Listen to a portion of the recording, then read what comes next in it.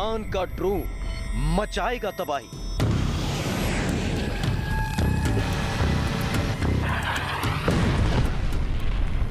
Crimea bridge पर हमले के बाद रूस बौखला गया था और उसके बाद से ही लगने लगा था पुतिन कोई बड़ा कदम उठा सकते हैं। और फिर कीव और यूक्रेन के अलग अलग हिस्सों में आसमान से आग बरसी थी।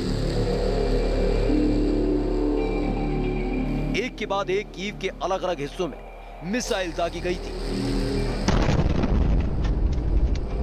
और पूरे कीव में तबाही का मंजर देखा जाने लगा था।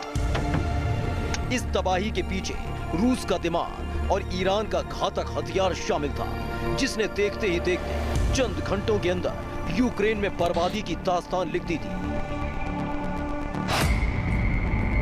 एक बार फिर से मचेगी तबाही। ईरान दे रहा ड्रोन चलाने की ट्रेनिंग।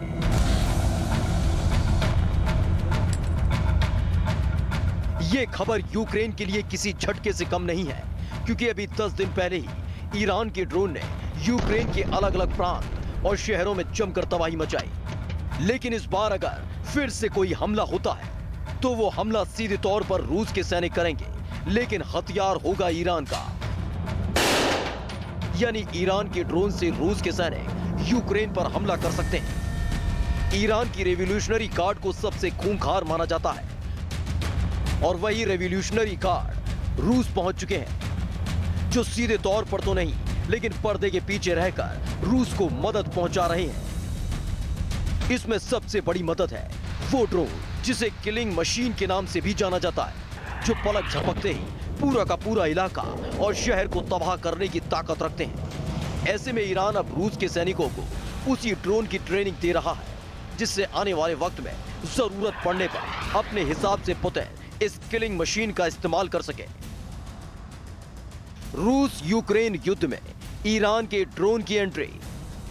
रूस को मिली शाहिद 136 ड्रोन की खेप। आसमान में उड़ती किलिंग मशीन है शाहिद 136 ड्रोन।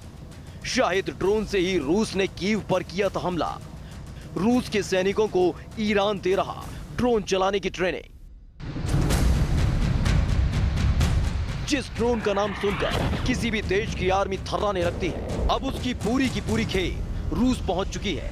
यही नहीं, ईरान की रेवोल्यूशनरी गार्ड के खूंखार सैनिकों ने रूस में अपनी आमद दर्ज करा दी है, जो रूस के सैनिकों को शाहिद ड्रोन चलाने की ट्रेनिंग दे रहे हैं। ये खबर सामने आने के बाद यूक्रेन भी अलर्ट पर आ गया। यूक्रेन की तरफ से पूरे देश में एयर अलर्ट जारी कर दिया गया है।